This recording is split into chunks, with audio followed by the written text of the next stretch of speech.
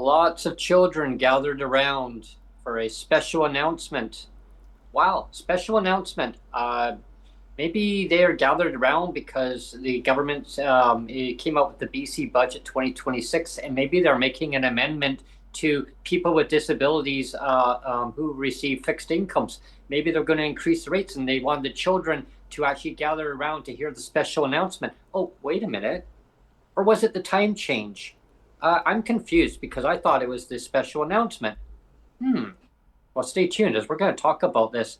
Was David Eby lying about that? We'll talk about that next.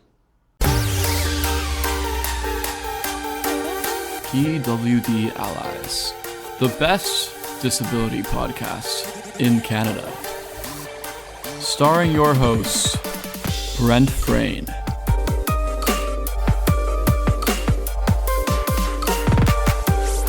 And as always, his producer and editor, Neil Matheson.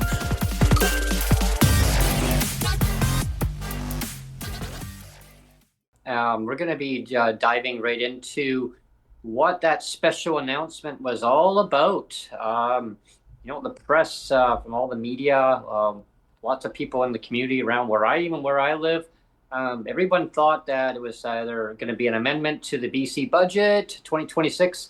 As you know, the PWD Allies podcast, we talk about disability-related stories, lived experience stories, how it affects people's lives. Allies come on here and they talk about, the topic of the day, how things are intertwined and how it affects people's lives. Well, it doesn't just end at where people with disabilities, right? It has a whole ripple effect throughout society of governments lies where they'll make it believe that it's one thing, but it's something completely different. And today is more of a little twist because we're going to talk about land title. And with that being said, there's been a special announcement, all right, and it wasn't anything to do with the BC budget or time change. Yeah, let's get into it, Brent. I titled the thumbnail. If you look on the thumbnail, David Eby is a liar. We have to say it. David Eby is a liar, because he got caught in it too. He got caught in it big time. Our last show we did was on Monday. It was Monday, March 2nd, right? And just before we launched the show, I do as I always do. I check on Twitter for any kind of last minute announcements that might be pertinent to the show. So I do that as a standard practice. I check Twitter, and I went on Twitter, and what is one of the first things I saw? I saw a tweet from Rob Shaw, our beloved Rob Shaw, and he said, I think there's going to be an announcement about the federal government entering into an agreement with the Musqueam Nation. It sounds like the Musqueam Nation has signed 3 agreements with the federal government of Canada. And then we hear that the provincial government is going to have this big press announcement, right? So the provincial government got all the media, assembled this whole media together at an elementary school that's actually apparently it's very close to the legislature. It's an elementary school that's very close to the legislature. Yeah. So they brought all the cameras and press over there. And what did they announce, Brent? They announced that British Columbia is now going to be switching permanently to permanent daylight savings time, and we're not going to have a whole show talking about the switch to daylight savings time. The only reason we're mentioning it is because this is what you call a classic diversion, a classic smokescreen. Again, you have David Eby in front of all these school children, basically treating them like photo ops. Yeah, and the look on the children's faces, they're looking at him like, what are we doing here? He does this weird dance. I have to say, I'm going to include this a video clip of him doing this weird dance. I have to say, Brent, the whole thing was creepy. We're gonna celebrate. Oh yeah, alright. Don't stop the dancing. One more time. We're gonna celebrate. Oh yeah, alright. Don't stop the dancing. One more time. We're gonna celebrate. his daylight shuffle dance, he calls it. And so here's a clip of him looking like an idiot. And we just have to say too, there was some good tweets about this. We had Mark Nixon, and Mark Nixon. It's, his tweet, his handle, his Twitter handle is Mark Nixon 24, and it's MarkNixon 24. His tweet was, "Cool announcement. Mark Carney gave away the entire city of Vancouver." Oh. And Wow. people, there's going to be some people say, well, surely he didn't give away all the city of Vancouver.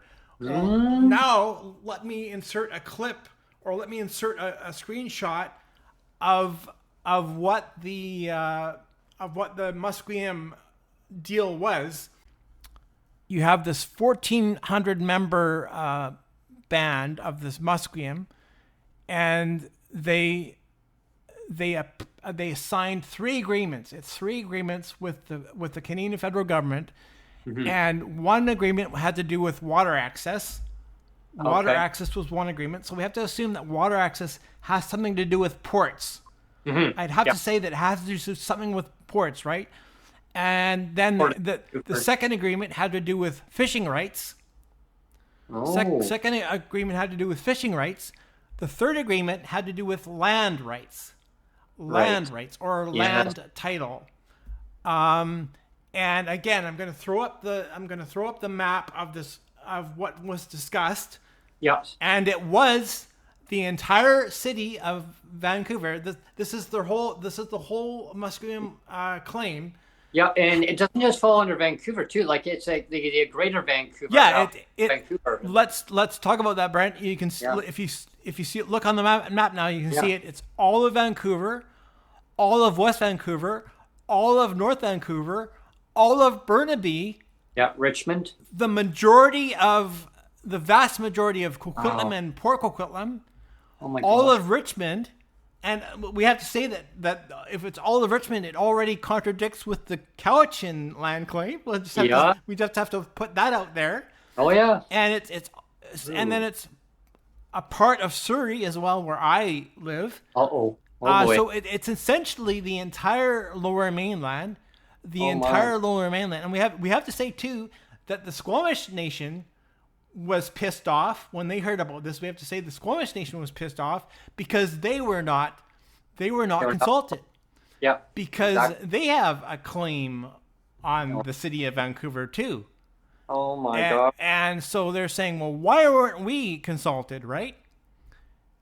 And we just have to remind people that, and we have to remind David Eby that David Eby is elected democratically by democratic vote to represent 100% of BC citizens that live in this province. That is his sworn duty as the Premier of BC. His sworn duty is to democratically represent 100% of all BC citizens. Let me say that again. David Eby has a sworn duty as the Premier of BC to represent 100% of all BC citizens in this province. And guess what, Brent?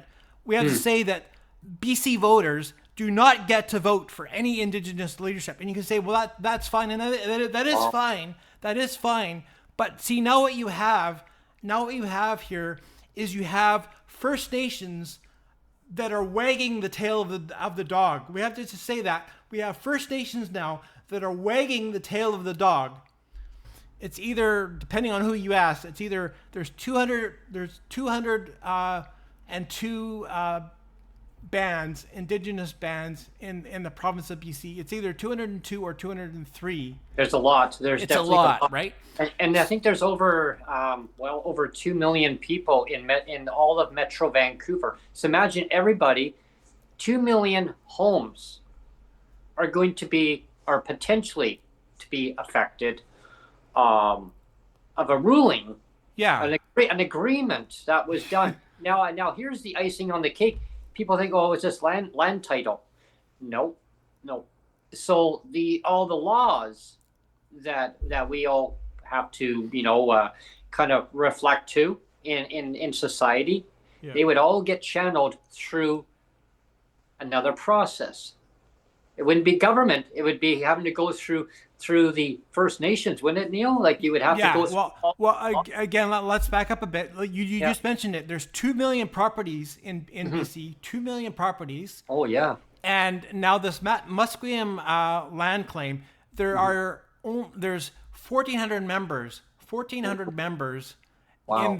in the Musqueam tribe or First Nation.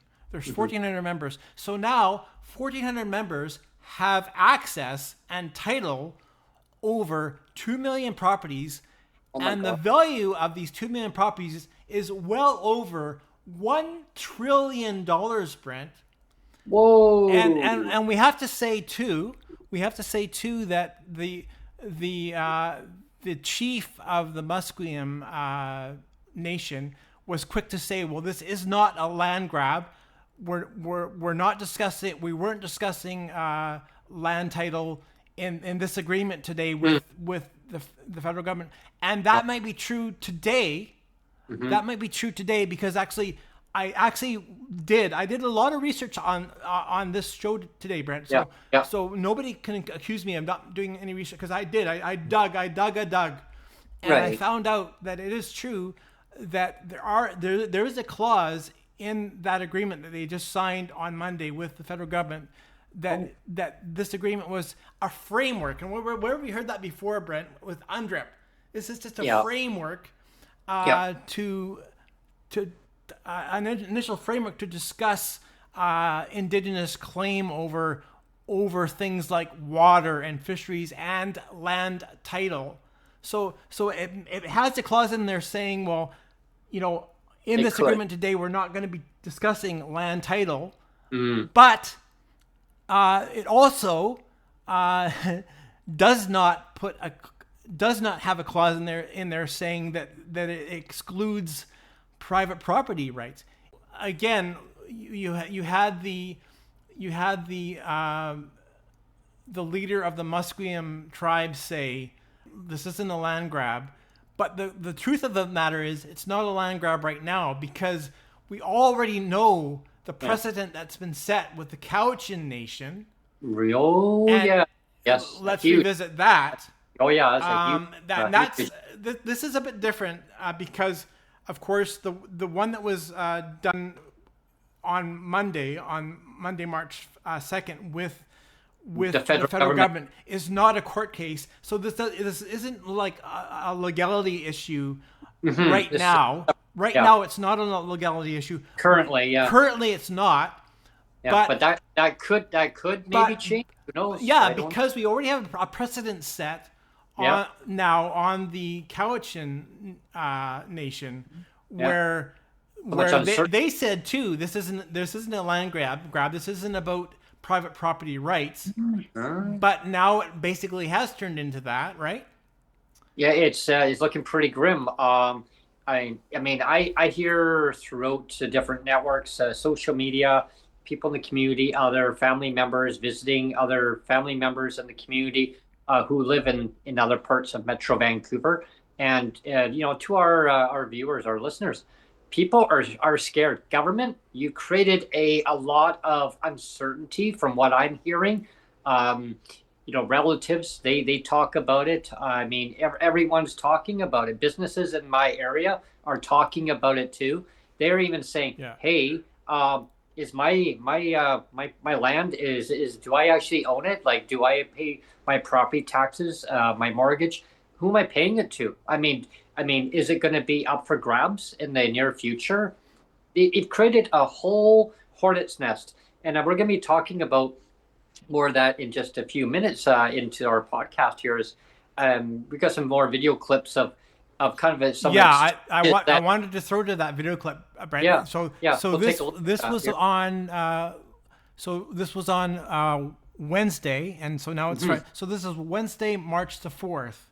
Yeah. So this is question period in the BC Legislature on Wednesday, March the 4th, question period. Yeah, some real heated discussions going on here. And actually, just before we Yeah. throw that, I just have to back up again. Go back to the smoke screen that was set already at the elementary school about the time change thing, where you had the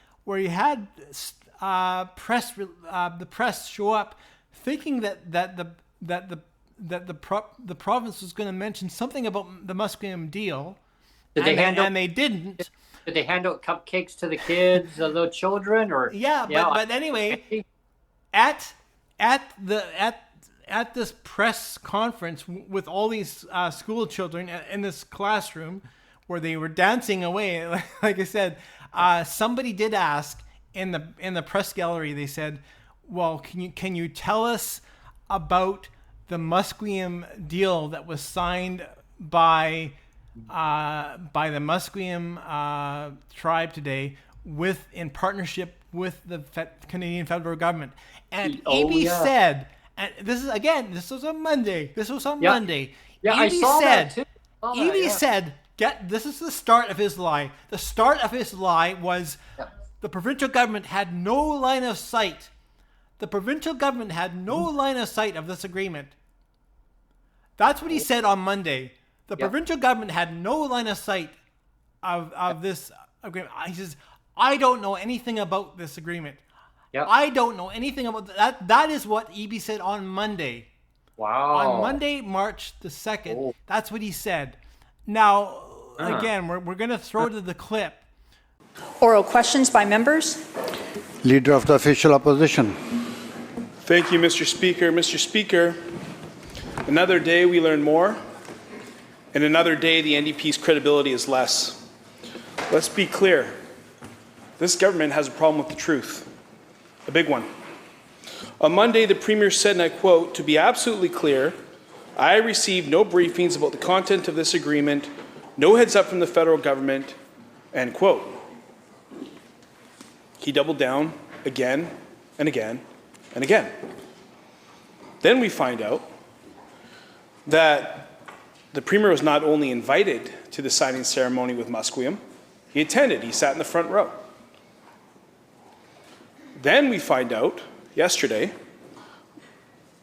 the federal minister says, and I quote, "The federal government did brief the provincial government, and it was a number of weeks ago," end quote. Mr. Speaker, I have a very simple but yet difficult question to this Premier, and I know the public's owed an answer. Is this government so incompetent on one of its most important files, or is this Premier, or is this minister knowingly deceiving the public?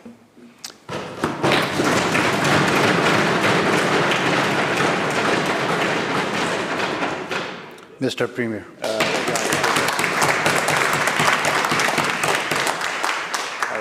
I had a call from Chief Sparrow of Musqueam yesterday. I want to thank the Chief for the call. He wanted to apologize to me for inviting me to their community celebration of the agreement they'd signed with the federal government. He said that he had done his best to explain that I was attending in the function in his tradition as a witness to see what they had done with the federal government. I was frank in the first public occasion I was asked about it, the media event. I was not briefed on this. I was not aware of the content of the agreements. And if the member had continued the quote, he would have read, it's possible that somebody in the public service received a heads up or knew about it. And we followed up with the federal minister to say, what are you talking about? There was a staff-to-staff call, public service to public service. The Deputy Minister of Indigenous Relations received no notification. The Minister of Indigenous Relations received no notification.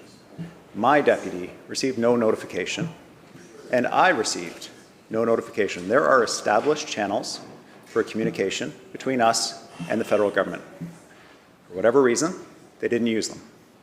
Now, to be generous, I imagine that they assumed that sitting down with the Musqueam to talk about title was not controversial, was not something that was worth bringing up to those levels. But definitely we are in a heightened environment around these issues in the province. And I know our own government has taken hard lessons about needing to be more proactive in reaching out to key stakeholders. We're taking those lessons. I hope the federal government is taking those lessons too. We can all do better on this, but this is work actually that we have to do. Member supplemental. Thank you, Mr. Speaker. Mr. Speaker, let me be clear. It's not the chief of Musqueam that should be apologizing. It's the premier of this province. Give me a break.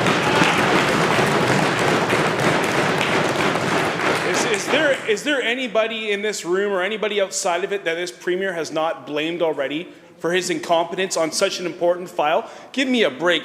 Mr. Speaker, from the premier directly, okay? And I quote, "I was glad to see the federal government working with the Musqueam people, but I didn't know the contents of the agreement until they were released publicly by the federal government." The premier, now he's saying that he was at the event because there's a photo of him there, but the premier was at the event, and you would think if he's at a signing ceremony, he would leave that signing ceremony and say, "I should probably figure out what I just witnessed." I should probably ask, if I don't have a briefing, I should probably ask for one, or I should call my Minister of Indigenous Relations. Neither of that happened. So the Premier wants us to believe, based on his answers, and honestly, not a lot of people are giving a lot of faith right now, but the Premier wants us to believe that all those channels of communication that he just cited all magically broke down and created this perfect storm where he randomly accepted an invitation, walked into the Musqueam, sat there in front row of a signing ceremony, zoned out the entire time, and was caught off guard when this announcement came. I'm not buying it. Nobody else is. Why won't this premier be straightforward with the public and stand up and take some responsibility and stop lying in this house today?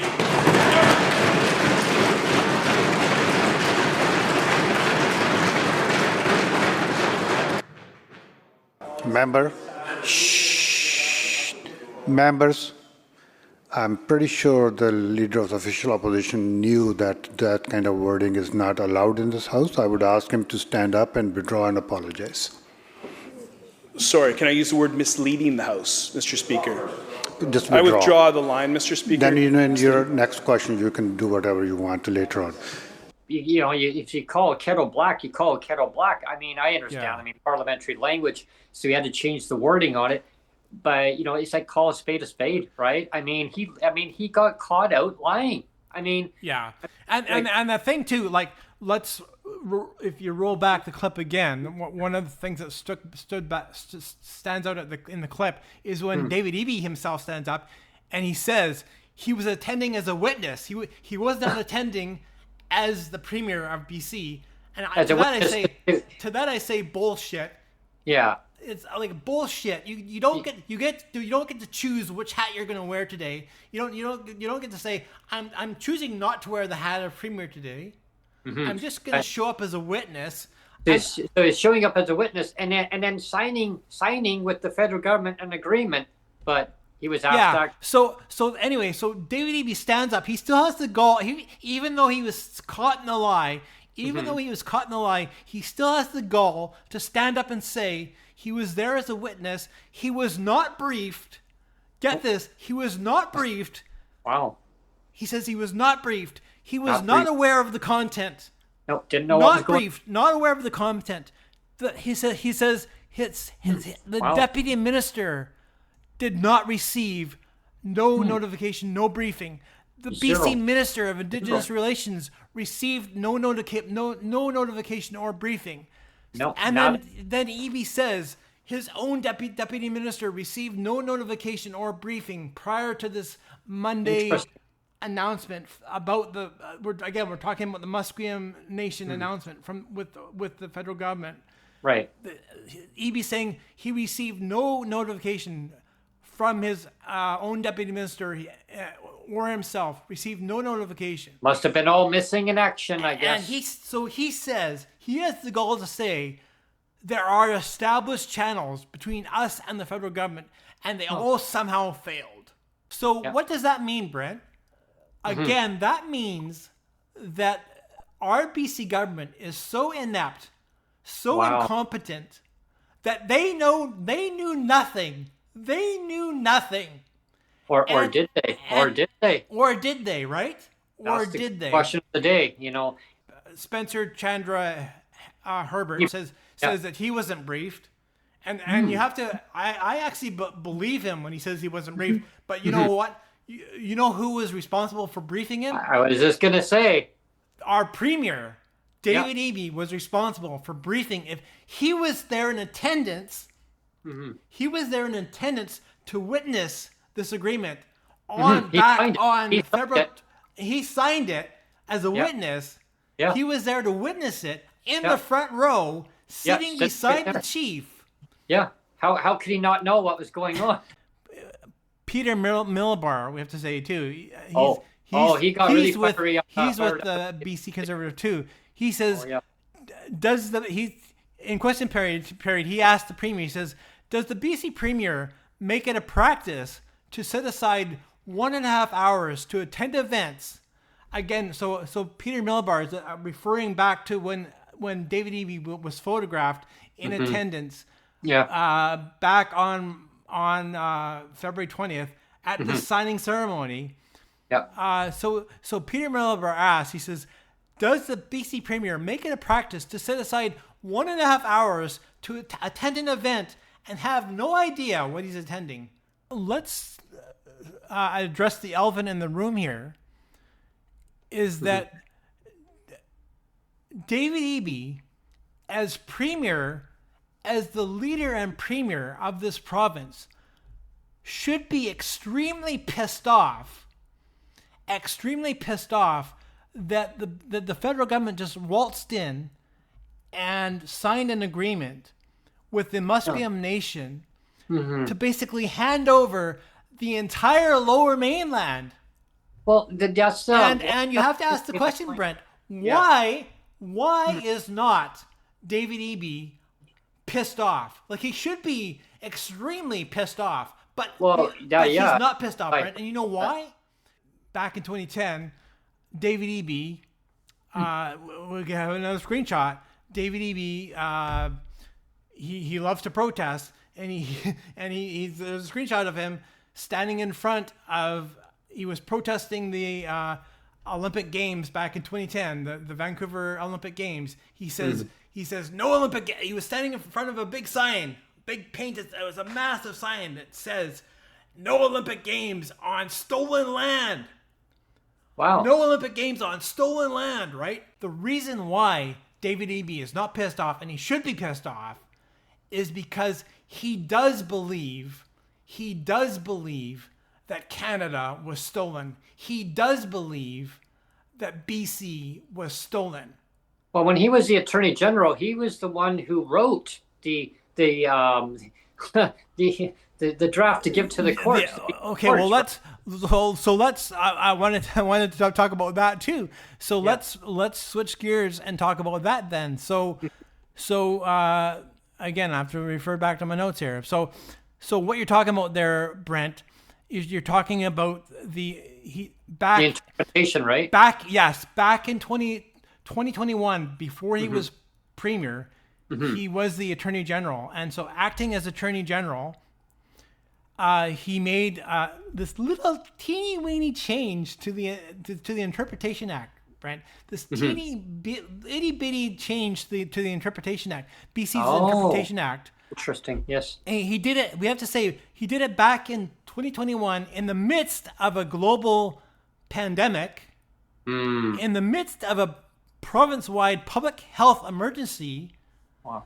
He snuck this. Well, like earlier, we just talked about this whole thing of smokescreen and diversion, right? He added this section 8.1, and so this is important. This 8.1. It says it requires that all provincial laws have to put the emphasis on all provincial laws and regulation. Again, I'll have to say, all provincial law and regulation must. I have to put the emphasis on must be construed as being consistent with the United Nations Declaration on the Rights of Indigenous Peoples, or UNDRIP. And again, we have to say, like, this whole UNDRIP thing, this was aspirational. This was aspirational. This was not intended to be a hard-coded law. John Horgan, when he was premier, he knew that the whole UNDRIP thing was aspirational. He knew that, okay, there's a certain line that you don't cross. There's a certain line that you don't cross, and certainly the line that you don't cross is when you require that all provincial laws and regulations must be seen through an Indigenous lens. Right. That's kind of was just going to say to you, Neil, is that line where basically you don't cross it to that word. It must cross that line. So John Horgan knew, okay, stop there. Stop David there. Eby, and I talked about this earlier in our podcast, where it is all the laws would have to go through. Is that right? All the laws, like every single law and regulation now must be seen through an Indigenous lens. So here is the legal ramifications of this now, Brent. Is that whole interpretation perversion now? We have to say the whole Interpretation Act perversion that David Eby introduced with Section 8.1. This legal change, it changed from that the provincial government should consult, should do make an effort to consult with indigenous leaders and Indigenous First Nations. It changed the word from consult to consent. Oh, you have to have permission. That is important. So the language changed because he added that 8.1 where every law must go through. So rather than asking permission, then so instead of consulting, where they're inviting Indigenous leaders to the table and consulting and saying, let's give you some input on something, but the provincial government, we can still hold the veto card. We'll invite you to the table, but we can still hold the veto card. Now what's happened is this whole legal change of consult has changed to consent, where now it's the Indigenous leaders, it's all the Indigenous bands that hold the veto card now. They are, like I said earlier, rather than the government, now they just kind of handed it over to them. Saying, now you have the Indigenous bands, and again, so we have 202 bands in this province. Whoa. And quite a few. So you have somehow you have to achieve consent amongst 202 individual bands. Yeah, and you have to achieve 2 million. Unanimous consent amongst 202 bands now. And you got just over 2 million people in Metro Vancouver. That the land could be potentially now affected, where now they have to go through and ask permission. Is that it? They would have to ask. Yeah. So you had 2 million people that were eligible to vote in the last BC election and in BC elections previous. Yeah. That's what we do. We elect governments democratically, and David Eby has now basically said, like, holding up a double-fisted middle finger to all of the voters that voted democratically in this election to have a voice. That's what an election is, that every citizen has a voice. Now David Eby has silenced the voices of 95% of our population because he's only catering now to 5% Indigenous population. I mean, it's fine to say that the Indigenous peoples are entitled to the rights. They are. I have no problem. I've never had a problem with that, Brent. Yeah, me neither. Where I have a problem is now you have the Indigenous leaders, the Indigenous bands that are wagging the tail of the dog. They are now wagging the tail of the dog, and they hold the veto card. Again, we have to say, like, one of the famous things that David Eby loves to say, he loves to say it, Brent. He always says it, that BC is going to be the economic engine of Canada, and he says that there are. The way it's going isn't so good. He says that there are hundreds. He says there are hundreds of shovel-ready projects just ready to go, just ready to be greenlit, ready to be greenlit, Brent. Yeah. But it's not April Fool's Day, is it? You know what kills the economy, Brent?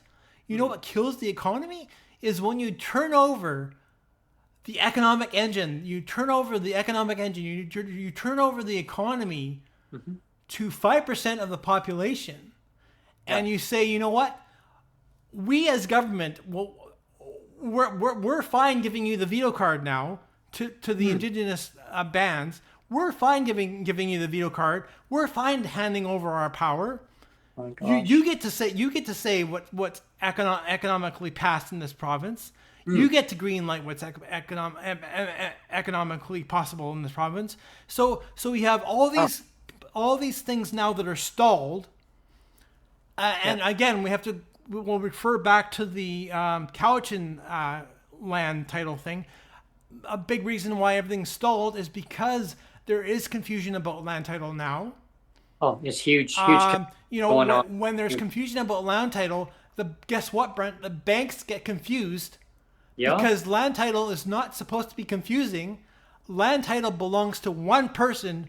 Like, I have title on my property. The only name that's assigned on my land title certificate is my name. Exactly. It means that I own it. Yeah. I own it. I own this property. My name is on it. But now with Eby and Carney, like the federal government signing, and so now you're introducing all this confusion about land title, and so then you have all these people that are paying their mortgages. Yeah. And banks aren't going to want to. Banks aren't going to underwrite mortgages if land title is confusing, and also much uncertainty. Yeah, and then so I'm paying my mortgage, but what happens if all of a sudden if I don't own my property? Right. Like, why am I paying a mortgage if I don't own my property? Basically, put aside my whole. I just filed my taxes for this year, and my refund is going to be around $1,700. So I basically set aside my whole refund to pay for my property tax. So the property tax is due in July of this year. So I have to pay property tax of $1,900, and I have to pay my mortgages. But what happens if all of a sudden I don't own my property? It means, like, what then why am I paying? Yeah. Why am I paying a mortgage? Why am I paying property tax on something that I don't even own? Exactly, and that's the big question that that. Sorry, Brent, I keep interrupting you, but no, it's all good. But then you have business leaders that want to invest in the province, and why would they invest big money? Why would they invest big money if they don't know if they are going to have control of their own project? Yeah, but that's exactly it. If they even own the land or have control of their own project, well, you look at it. Why are they going to want to invest? Yeah, like apartment buildings, like owners who own it, they'll say, well, why are they paying their taxes to the city if they actually potentially may not even own their buildings? And then they wonder why they're selling them off and people becoming homeless. That land, if you're renting, now you're going to be evicted. You could be evicted because now they don't know if they actually own that land. I mean, it could be taken away. You see how scary that all the landlords suddenly don't own their property. Yeah, and they're just up and they just walk away, and now you lose your housing. I mean, it's a whole ripple effect. Let's again address the white elephant in the room. Yeah. That our entire BC economy is underpinned by land title. Our Yeah. whole economy is underpinned by a land title. Having the certainty of land title, that is how Canada has survived. That is how the economy of Canada has survived, is having that certainty of land title. And now you have David Eby, who is purposely, I will say purposely, lying and purposely screwing the pooch. Purposely lying and screwing the pooch. And guess what? He does not care. He does not care, because he has already shown his cards of saying, well, you know, I'm all about fixing the colonial mistake. That Canada was a mistake. That BC was a mistake. Canada should not even exist because Canada is stolen land. BC should not even exist because BC is stolen land. I am a premier of a province that doesn't even exist. You see how stupid the whole thing is, Brent? You see how stupid the whole thing is? And we're already at about an hour, so let's wrap it up. Yeah. But to close off the show, again, I alluded to the fact that I was going to show a short clip from Thomas Isaac. So Yes. I actually just wanted to end off with a short clip to give Thomas Isaac the last word. And again, he's the Aboriginal law expert. And again, his last words are, he's really concerned that you have the federal government that really seems to be really keen on selling off our entire, just this massive sell-off of Canada. And David Eby is like bought into this whole idea, like, let's sell off all of BC. And like this massive sell-off, and like for his jurisdiction, and let's not, like, you know, that whole adage of, you know, you will own nothing and be happy. Oh yes, What's that a definition of, Brent? You will own nothing and be happy. That's the definition of communism, Brent. Yes. You will own nothing and be happy is the definition of communism. That is the route that BC is going down now. Is communism. Democracy is dead. And there's uncertainty. And when democracy dies, guess what else dies, Brent? Sovereignty of country dies. Our entire country of Canada is threatened because you have idiots. You have idiots like David Eby running the show. Well, especially when you said idiots. I didn't You have know that, idiots like Mark Carney running the show, doing this massive sell-off of BC. Yeah. Again, David Eby, if he cared about BC, if he cared about the sovereignty of Canada, if he cared about protecting the sovereignty of Canada, he would be pissed off. Yeah. But I'll put up the picture again. He is up there smiling in the front row, Yeah. attending a ceremony. Yeah, and then dancing around with little elementary children. And then One more time. pretending that he wasn't even there. He's like, well, I didn't know. I didn't know. I know nothing. I know I didn't nothing. find anything. Yeah, I mean, anyway, I think we can wrap it up there, Brent. Yeah. And then all the secrecy of Mark Carney, apparently in the media trying to get a hold of the documents. Well, like, why so secretive? Well, yeah, so obviously he knew what was going on, their game plan. David Eby knew what was going on, but he pretended he didn't know what was going on, or at least he says, oh, I didn't know. That's not what I meant. I didn't know. It's not the interpretation. That's not what I meant. All these things, it's like, really? And, people question it. They say, well, then what did you mean? Why did you sign it? Why did you even put the interpretation give it to the courts?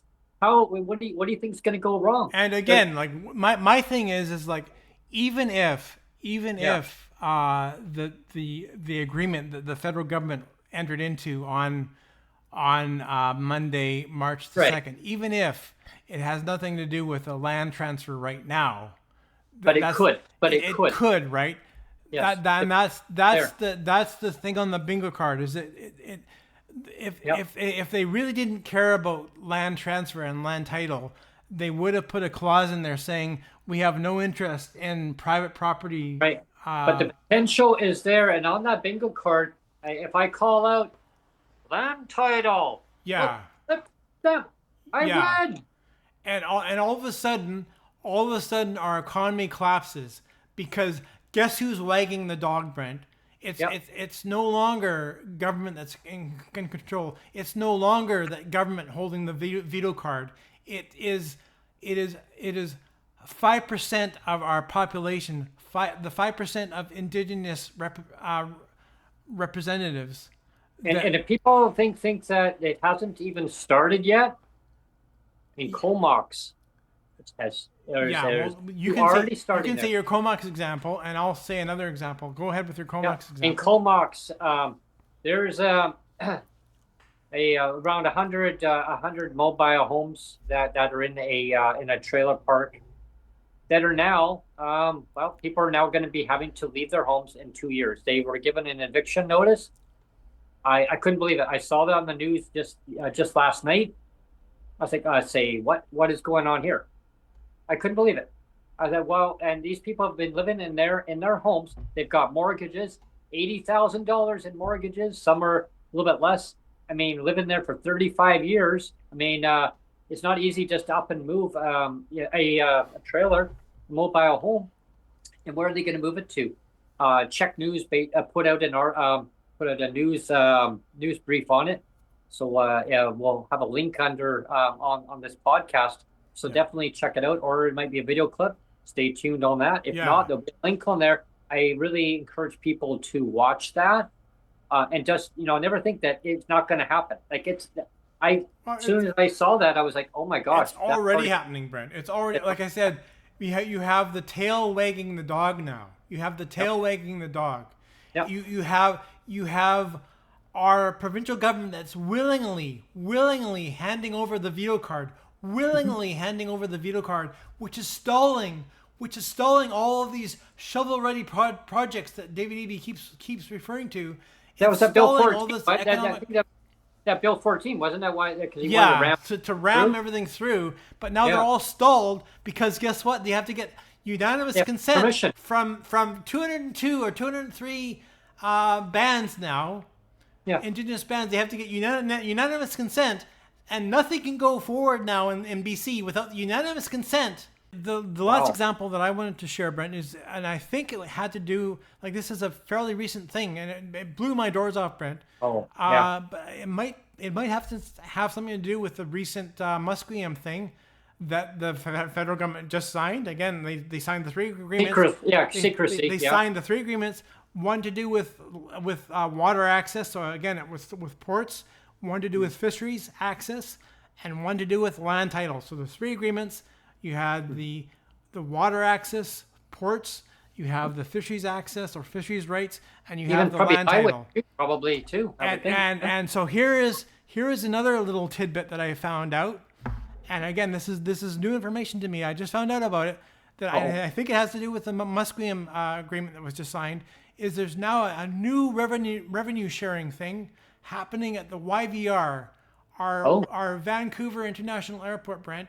YVR now has a new revenue sharing agreement with the Musqueam Nation, so that there's a new tax that's going to be put. There's a new tax that's going to be put on every single plane ticket you now buy. Lots more taxes, everybody. We haven't had. It's going to have this. It's going to have this Indigenous tax on it now. It's this Indigenous plane ticket tax, so that this money can be revenue shared or diverted now to the Musqueam Nation. Oh, isn't that lovely? So yeah. And again, I have to, every time I say this very clearly. I have nothing. Like, this isn't about hating on, because we have to say too, and we didn't share this clip, but I think later on in that clip we just shared, like the 5-minute clip, is David Eby makes reference that now that the Musqueam, as a result of this agreement, they've been getting death threats. They've been getting death threats now. That the Musqueam band has been getting death threats. And I'm not all for. Let me be clear. I am against death threats. Yeah, me too. I want to see I'm going to have to repeat this 10 times over if necessary. I want to see Indigenous reconciliation done properly. Absolutely. I want to see that, Brent. Absolutely. I want to see that, Brent. But guess what? David Eby has screwed the pooch. David Eby has fucked it up because David Eby has lied from the very beginning about everything. David Eby has kept BC voters that voted democratically to hope that MLAs would represent 100% of BC citizens in this province. We all hope that our premier is going to represent 100% of all BC citizens. You hope that, right? Mm-hmm. But David Eby, on purpose, has kept the entire province, every single citizen in this province, purposely in the dark, hiding all of these agreements that are being done, and then denying it, saying, I wasn't there. I have no line of sight. Oh, well, I was there, but I had no idea what the agreement was. Well, he got caught in a lie, so then he tried to deflect it and then change the channel. Like this is bullshit, Brent. This is bullshit. This is bullshit. Well, especially we have a premier now that does not care if every inch he does not care if every single inch of BC is sold off. Mm-hmm. He does not care if every single inch of BC is sold off. He does not care if the entire country of Canada implodes. He does not care about the sovereignty of Canada. If he cared about the sovereignty of Canada, you would not have a 1,200 member nation, Musqueam Nation, wagging the dog of the federal government, wagging the dog of the provincial government. You would not have that, Brent. You would not have that. That's why we got all these pink unicorns. But that's what we have now. You have 1,200 member Musqueam Nation that is wagging the dog of the federal government, wagging the dog of the provincial government, and David Eby sitting there like, oh well, I attended this thing, but I have no idea what the agreement was. I want to thank everyone for tuning in to PWD Allies podcast. I hope you really enjoyed this segment. We talked about the lies that our premier got caught up in. Said one thing and then deflected. Said another thing. Media basically asked him a question. I mean, he lied. You know what? He's somebody that lies so easily, Brent. Like he seems to be a very comfortable liar. Well, when I'm watching the press conference, he's saying one thing and then he contradicted. Oh, well, that's not what I meant, and then said something else. And I was like, okay, well, like what's going on here? Like, why are you saying one thing and then you're saying something else? Like, you gotta stick to your story. Either yes, I was there at the ceremony. Yes, I signed it. Yeah, yes, he could have been so upfront from the very beginning. Yeah, like why didn't he just say I was there? I was happy to be there. He could have said that. Exactly. But instead, he kept denying it. He says like, well, I was there, but I had no idea what was being signed. Like, why do you show up for something if you have no idea what was being signed? And I didn't know what was getting... Brent. It's still so stupid. But I blame it on the junior staffer. Yeah, well, blame it on a junior staffer. Don't blame me. I showed up at something that I didn't even know I was showing up to, but don't blame me. Well, you may have heard the Government of Canada and the Musqueam say that private property is not affected by the agreement. I can't say that. What I can say is I don't know if private property is affected by the agreement, and that's not a good answer. We should be able to know one way or the other. The reason I say that is that the Musqueam asserted territory is very, very large, and the Government of Canada has agreed that the Musqueam have Aboriginal title within that territory. It does not define precisely where they have the title. Is it in Vancouver Harbour? Is it in the British properties? Is it in the more remote watershed areas of that territory? So for anyone to say that it doesn't affect private property, there is absolutely not a word about that in the agreement. And I'll just say, if I could say one other thing, they could have excluded private property from the agreement.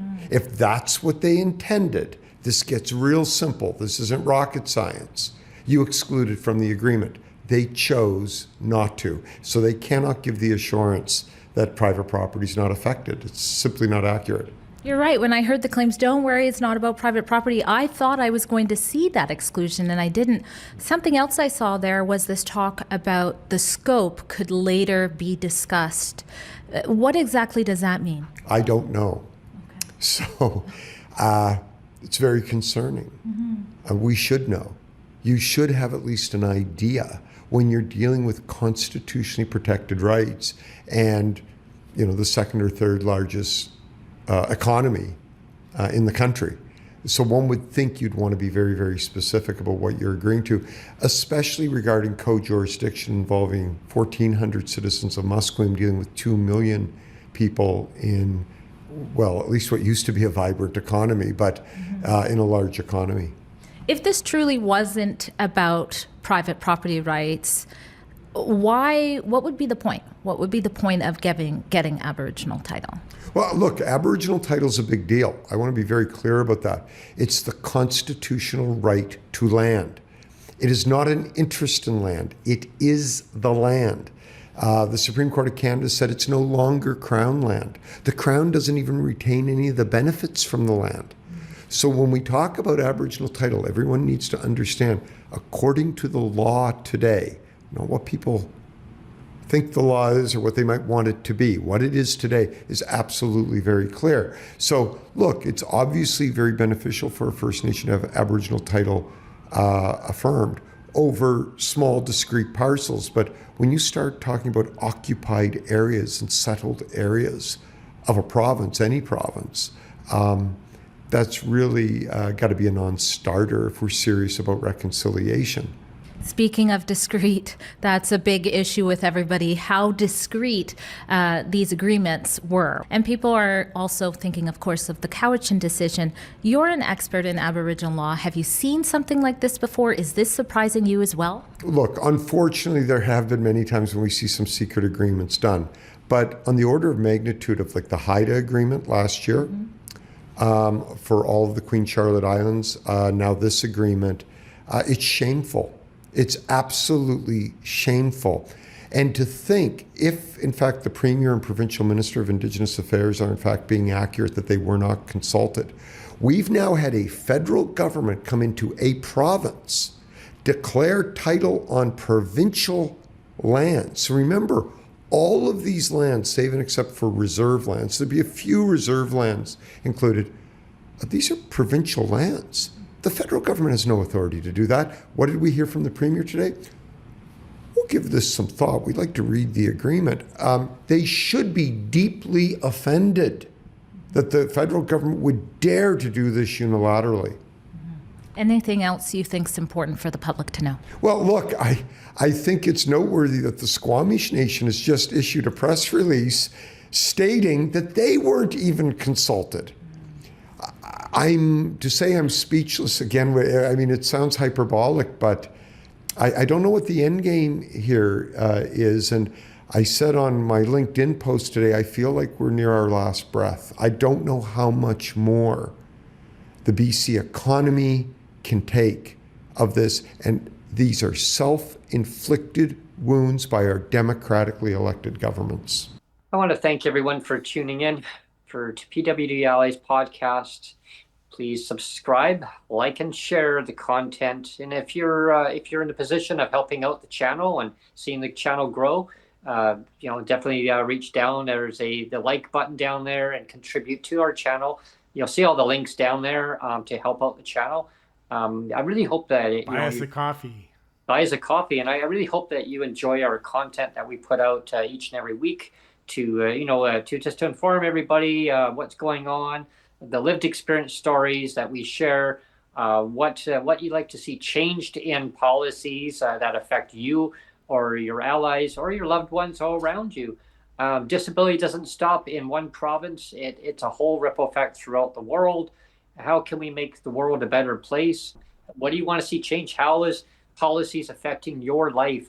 I can tell you how it affects my life. And getting a $0 increase in a BC budget when you're in an affordability crisis, yeah, it's not a good look. Especially when you get your own manager saying, again, let me guess, Brent, the government said, no, they don't like people with disabilities or people on low income or seniors. You know how embarrassing it is, government? You need to do better. You need to amend the budget, okay? Like, I'll call a spade a spade. Like, if you're not sure how to do it, we'll teach you how to amend a budget. Budget better. Yeah. Thank you, everyone. Budget within your means. Yeah, budget within your means. Yeah. Take care. Take care, everyone.